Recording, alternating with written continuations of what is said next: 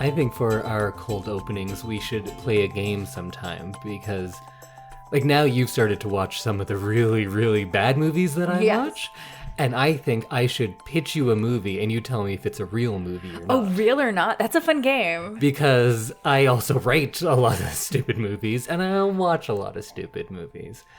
Because if I were to tell you, like, oh, the cold opening to this movie is a 5-year-old boy whose parents just died comes into a house and there's a woman giving birth and he reaches inside of the woman, pulls out the baby, and he gets like shoulder deep into this woman, pulls out a baby and says, I'm going to marry this baby. You'd be like, that's not a real movie. But now you know. I know that is a real movie. That is a real movie, and it stars Jude Law and Gretchen Mol. As soon as he said, I'm going to marry that baby, we both screamed in anger. What's that movie called? Music from Another Room. And we still don't know why it's called that. No, I was saying like probably 15 minutes before the ending. Yeah. I was like, okay, but why is it called Music from Another Room? And then we were both like, oh my God, I have no idea why that's the title that they went with. It's an inexplicable movie. And it's too late for them to like work it in.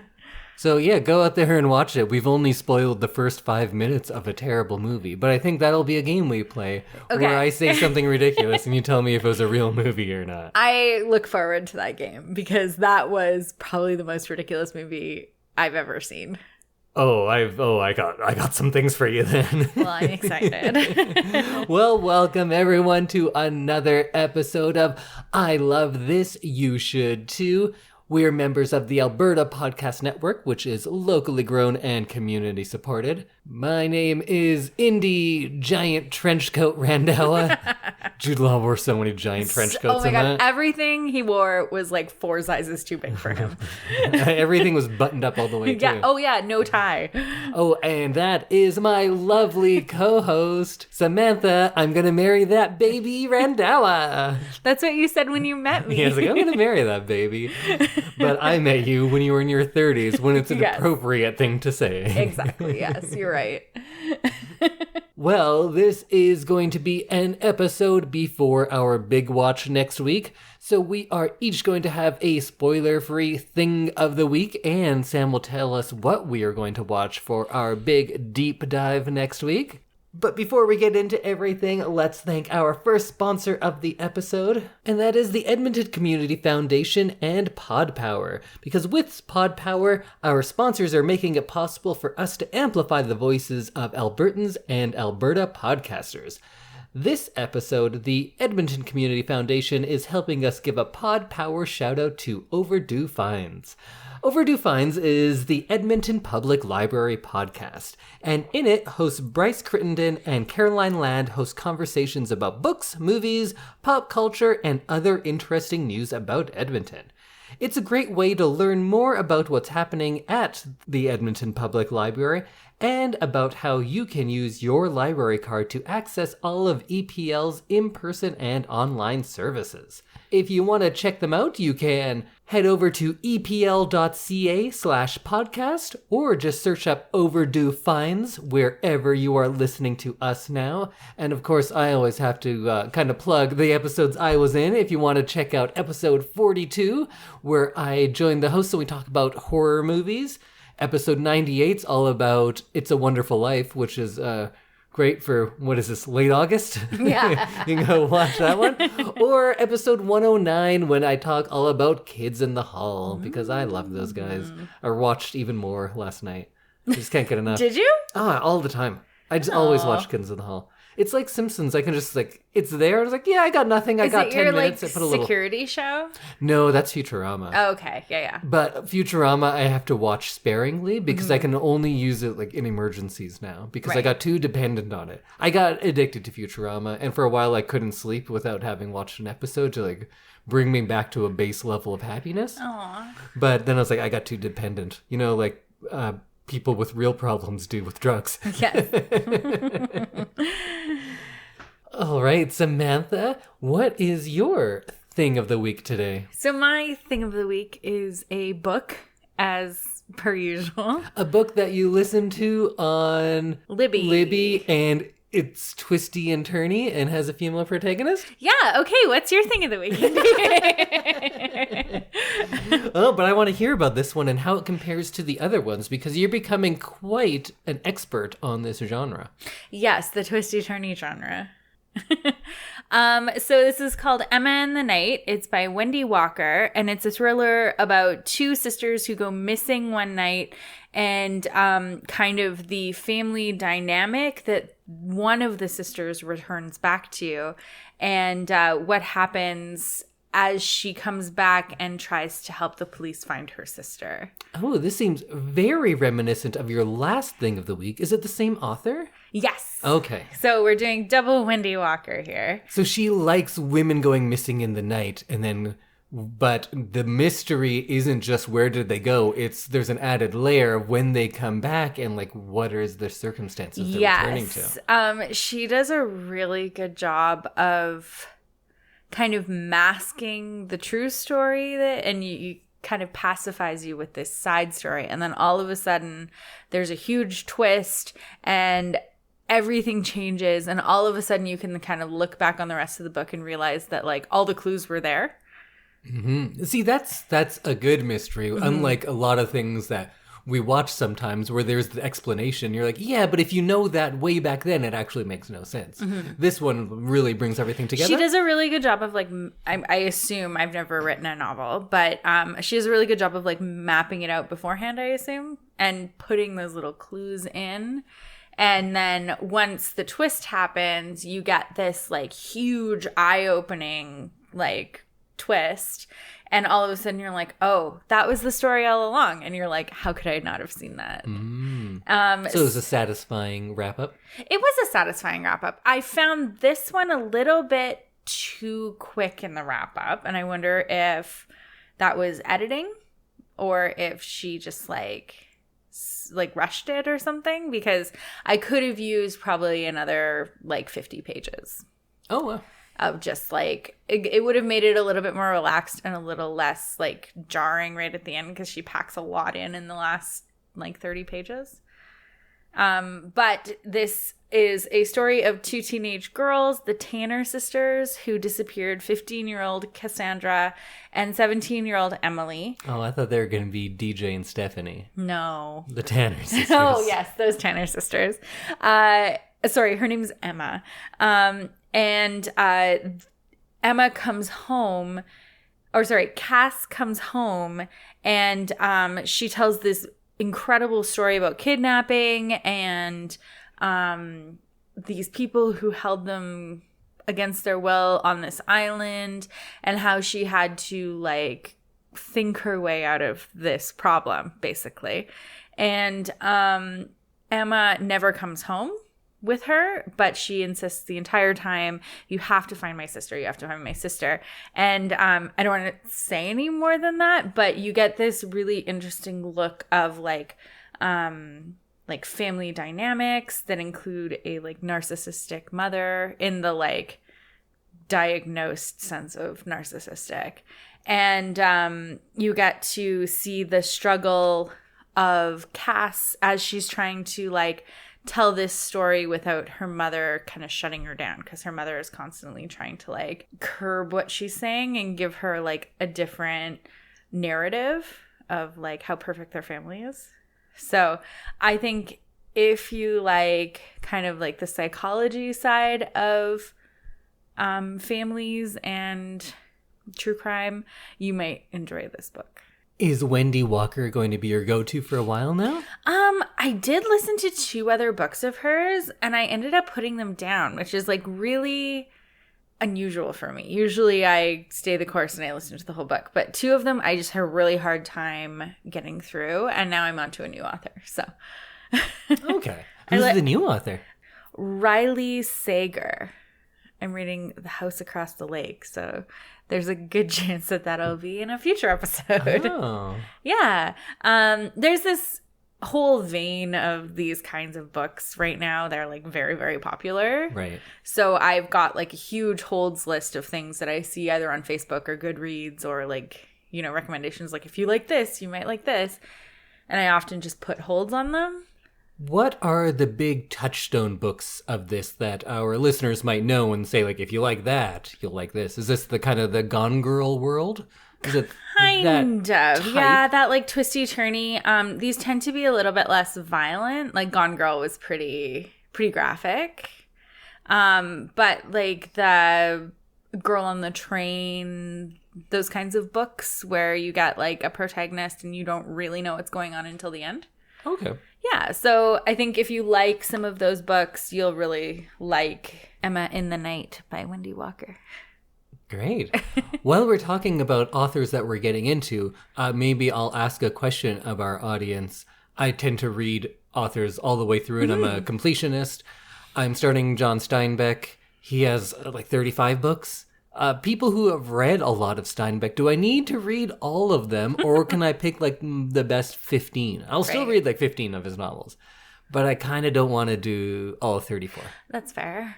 We'll see. So let me know, all you, what's a Steinbeck fan called? Steinbeck heads? Steinbecker? All you Steinbeckers out there. Steinbeckies? Steinbeckies, yeah. Yeah, I like that. All you Steinbeckies out there, let me know. Do I need to read all of them, or can I just pick the best ones? Do you think a lot of our audience has read all of Steinbeck? Probably, right? No. I have no grasp of what normal people are like. Never mind. Maybe I'll just cut out that whole part. No, I like that part. Okay, it's staying in. Okay, Indy, what's your thing of the week? What are you so into? Well, I didn't have a thing of the week because it's too early for me to talk about Steinbeck. I've only read one of them. So I went down, picked a movie at random from my cabinet, and I was like, oh yeah, I'll talk about that. And that thing is the 1997 action-adventure sci-fi, The Fifth Element. Ooh. Have you seen The Fifth Element? I haven't. So it came out in 97, directed and written by Luc Besson, who does a lot of like really good smaller movies and then some like weird big movies. Right. And this is one of those weird big movies. So the premise of this movie, there's a big unknowable cosmic evil and it's coming to Earth, and the military and scientists and everyone, they can't stop it, they don't know what to do, but somehow there's like, I don't know, an ancient order of priests and they know how to stop it. There's some stones, because that's just an arbitrary thing that we need everyone to like search for and fight over, right? Rocks, stones. Yeah. Okay, yeah. Just like Marvel, Like, right? I was gonna say, like, the Infinity Stones? Yeah, pretty much. Okay. So big movies like this just need an arbitrary thing that people are after because it makes the plot go along. Yeah. And of course, the stones are guarded by a scantily clad Mila Jovovich. They need a hard-nosed, like undercover former grizzled cop to help the plot move along, essentially. And then they get Bruce Willis, and then yay, and they're gonna have a good time. That kind of tells you the whole movie, but I don't think it spoils anything because a movie like this isn't about that. I know I've been talking about how it's so hard to say like good movie, bad movie, but you can be good at what you were doing. And I think those 60s and 70s silly over-the-top sci-fi movies that are bad, mostly pretty bad, this is the perfect one of those. Because it is silly and over-the-top and ridiculous. Don't get me wrong. It's all of those things, and formulaic a lot of the time. But it's such like a pitch-perfect version of that. It knows exactly how silly to be, and how fun to be, and how action-heavy to be. It just gets all of those very right. Of course, if you don't like that genre, then you're going to be like, why would I watch this? There's a bunch of stupid aliens everywhere. And yeah, there's a bunch of stupid aliens everywhere. But if there's just the right amount of stupid aliens, and they're actually like well done. So I think this is the perfect bad sci-fi, but I don't want to say bad because I don't think it's a bad movie. It's as good as that type of fun sci-fi can be.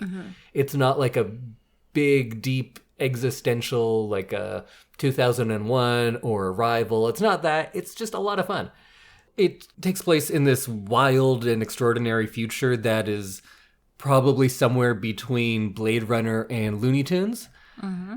And it has like just great, beautiful sets. There's a wide variety of silly aliens. A lot of them look great. I think the costuming is amazing. And there's a lot of really fun performances as well. Because a lot of movies, I think, going back to the early 90s and still, there's so many movies that have this female character who is otherworldly, but then sexy and fierce and dangerous, but then slightly innocent too. Oh. It is like a trope especially in sci-fi it's totally movies. A thing, yeah. And Mila Jovovich plays that character in this, and she gives like the pitch perfect performance for what that is. It's not something new, but it is done perfectly here. She adds just like the right level of fun to everything. Like there's a sequence early on in the movie where she's discovering this whole new world and she's being chased and she's out on a ledge and it's really scary. And she doesn't play it completely terrified. She adds like just a little sense of fun to it. So she makes sure we don't take anything too seriously in this movie. Just like everything else, it has the perfect amount of silly.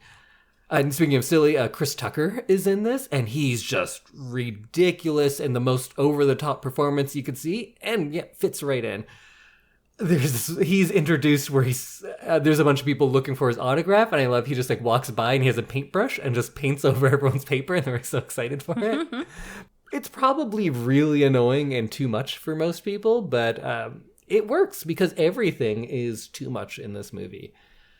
Bruce Willis is probably the lead, and he's the perfect straight man because he's not caught up in all of the other silliness that's going on. He's playing it very straight, and he has good action sensibility, so he makes all of that stuff work. That seems like Bruce Willis's thing. Yeah. Like he's in his own little bubble.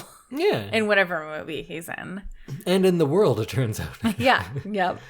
And Gary Oldman is in it. And Gary Oldman, I think, is one of this generation's best actors. And he plays like this ridiculous villain who has like a plexiglass, hat, helmet, and then a big half of a Hitler haircut coming out of it. It's ridiculous. But he's such a fantastic actor, and he's having fun with it, that it's a really interesting performance, and I love it. It's not good, just like this movie, but it's perfect for this movie. Also, Tiny Zeus Lister is the president, so that should show you what kind of movie it is. Tiny Zeus Lister, of course, I don't know who that is. God. He's credited by so many different names. Sometimes it's Tiny Zeus Archibald, sometimes it's Tiny Lister, sometimes it's Tommy Lister, sometimes it's Debo Lister Jr. What? But it's all the same guy. He played Debo in Friday. I don't know Friday. Oh, we should watch Friday. Sorry. Oh, I wonder if maybe I should do Friday next. Like you've done Citizen Kane, Day the Earth Stood Still, Jaws, and then Friday. Sure. So I was doing too much like film school, like teaching you stuff. We should just watch Friday, have a good time. Work. Yeah. It's time for a good time. Well, Jaws was a pretty good time. Jaws was a pretty good time. That was a good one. But yeah, this movie just has the perfect amounts of silliness. Like there's one sequence where it's a like an alien opera singer.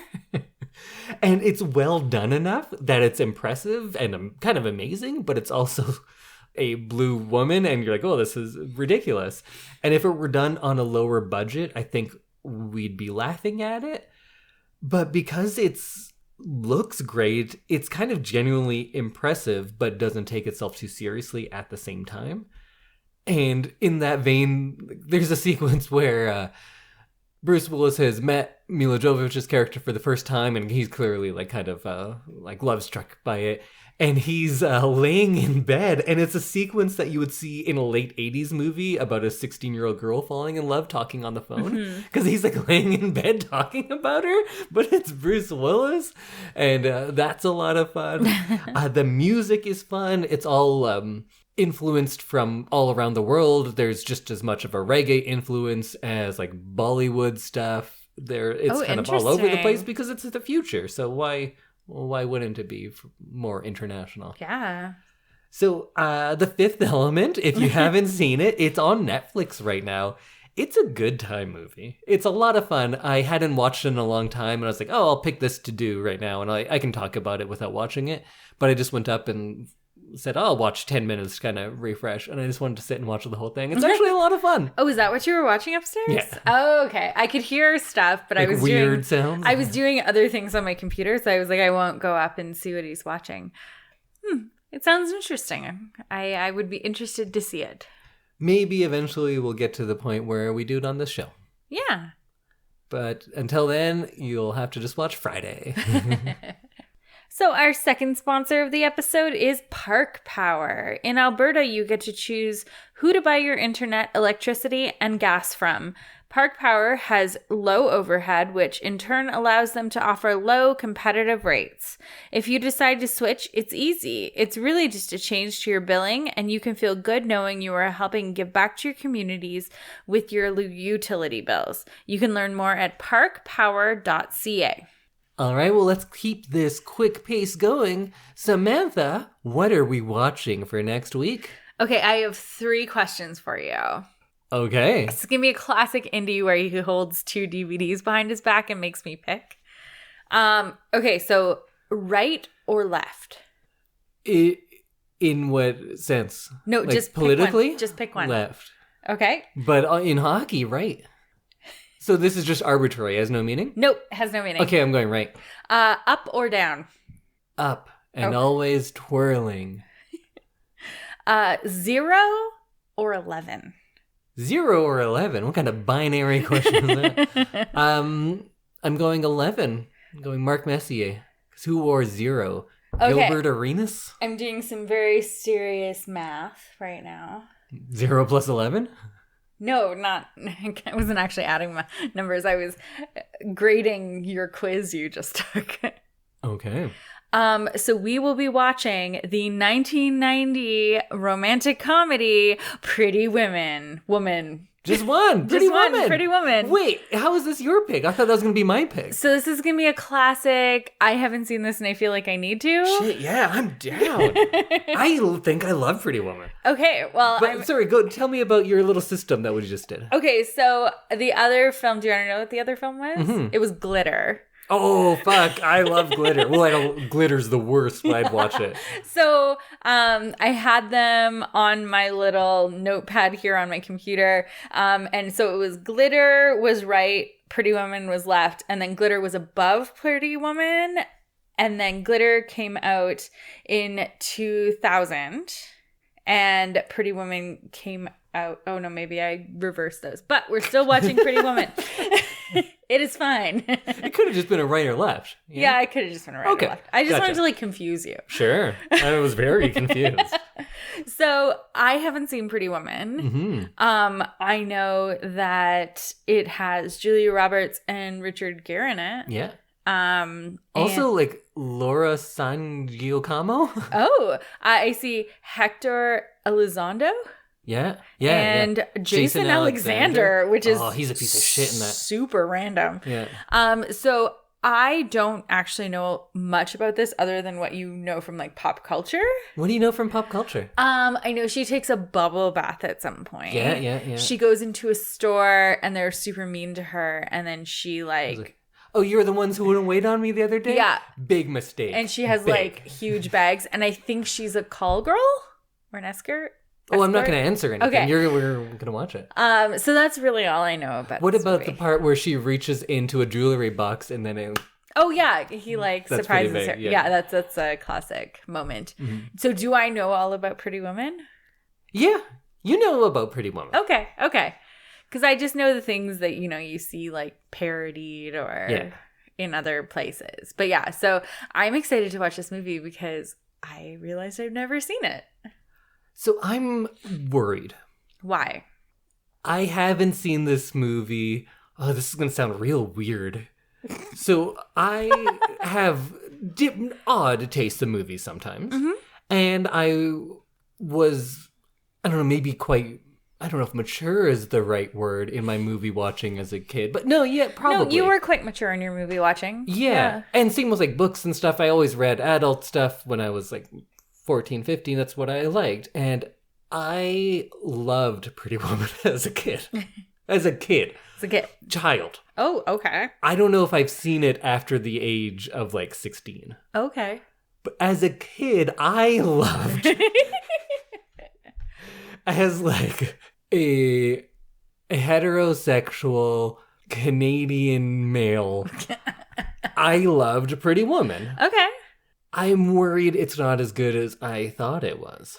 Okay. Because, like, you look at some of your favorite movies when you were, like, 14, maybe not great now. Yeah, you're right. Especially when they're dealing with, especially a lot of romances. True, because things have changed. Well, not even that. It's like you have your own thoughts now, and you're like, oh, wait, everyone in a romantic comedy is a stalker. That's not cool. Yeah. So I'm concerned about that, but I feel like the charm of the movie will still be there. But it's been a long time since I've seen it. I'm excited. Me too. Because, like, I feel like I've seen clips or, like, moments in pop culture that are like, oh, that's so Pretty Woman. Yeah. And so I'm, like, really excited to actually see the movie.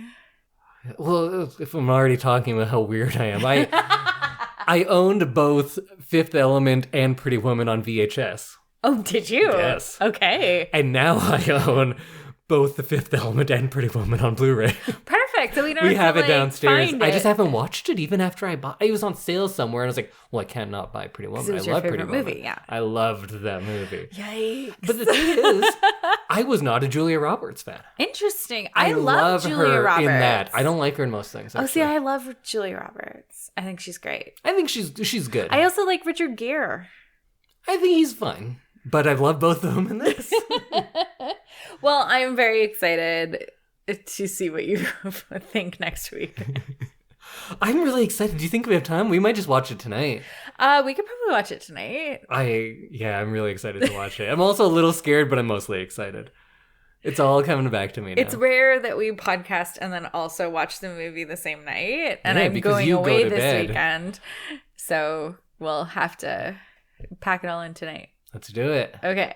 I forgot we're hosting a podcast. So right. This We're is just, a podcast. talking to each other. So come back next week where we will have watched Pretty Woman, and we'll have a spoiler-filled review next week. Yes. We'll get really into everything.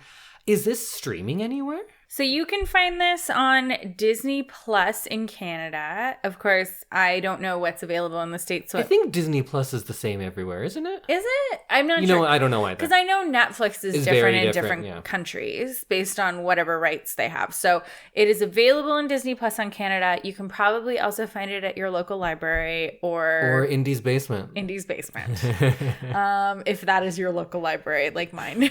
Or if you want the VHS, you can find it in my parents' basement. Oh, yes. Yeah. If you still have a VHS player. Do those still work? What do you mean? VHS players. VCRs. Yes. Yes, we own one. Do we? We have one in this house. What? Yeah. I've been living in this house for like 6 months and I did not realize we had a VHS we have player. a record player, I knew VHS. that. We have a cassette player.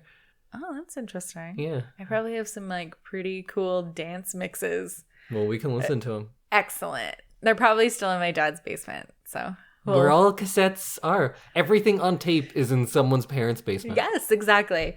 So if you have a super sweet mixtape. We have 8-track. We have an 8-track? Yeah. Oh, my dad would be really excited about that because I think he still owns 8-tracks. I like physical media. I love it. I don't know what to say. You should see all the books and CDs and DVDs that we own. Yeah. I get a room for all of that, and then you get an entire room to make your closet. Yeah. Yeah. Fair trade-off. It's a fair trade-off. It's fine. I love it. Also, your stuff is prettier to like see on a shelf That's true. than mine is because mine is just a closet. Okay, we'll see you next week when we are talking about Pretty Woman. Bye. Bye, everyone.